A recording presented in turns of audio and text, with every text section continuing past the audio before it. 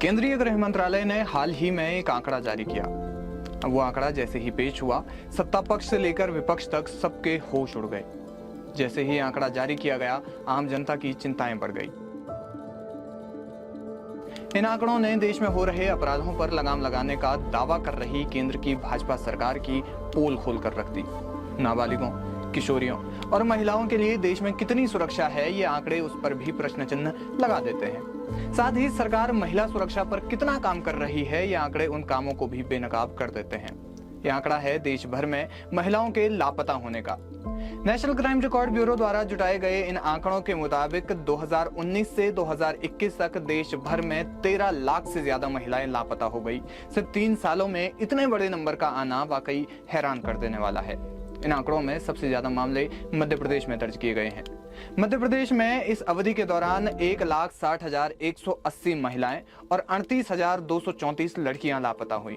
दूसरे स्थान पर पश्चिम बंगाल है, जहां 1,56,905 महिलाएं और 36,606 लड़कियां लापता हुई हैं। महाराष्ट्र में 1,78,400 महिलाएं और 13,033 लड़कियां इस अवधि के दौरान लापता हुई। और केंद्र शासित प्रदेशों से महिलाओं के लापता होने की घटनाओं के मामलों में देश की राजधानी दिल्ली पहले स्थान पर है, जहां 61,054 महिलाएं और 22,919 नाबालिग लड़कियां लापता हो गई। ओडिशा में 70,222 महिलाएं और 16,649 लड़कियां लापता हुई हैं। छत्तीसगढ़ में 39,116 महिलाएं और 10,817 लड़कियां लापता हुई। एनसीआरबी ने यह आंकड़ा पुलिस स्टेशनों में दर्ज रिपोर्ट के आधार पर जारी किया है। हालांकि कई सामाजिक कार्यकर्ताओं का कहना है कि वास्तविक नंबर्स इससे ज्यादा हो सकते हैं।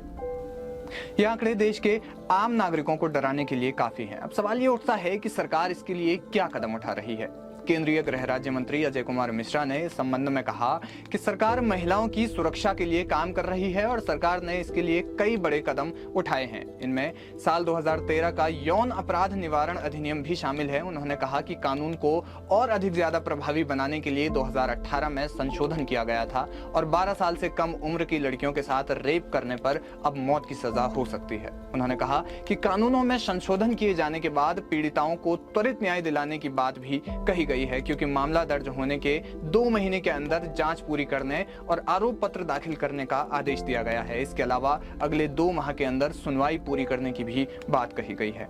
सरकार के द्वारा आपातकालीन प्रतिक्रिया सहायता प्रणाली शुरू की गई है, जो एक पैन इंडिया कार्यक्रम है। इसके अलावा महिला सुरक्षा के लिए हेल्पलाइन नंबर 112 भी लॉन्च किया गया है। हालांकि सरकार द्वारा चलाए जा रहे इन सभी कार्यक्रमों और सरकार के अपराध पर लगाम लगाने के दावों के बावजूद महिलाओं के साथ हो रहे अपराधों के मामले थम नहीं रहे हैं, जिसका जीता जागता उदाहरण एनसीआरबी द्वारा जारी किए गए ये आंकड़े हैं।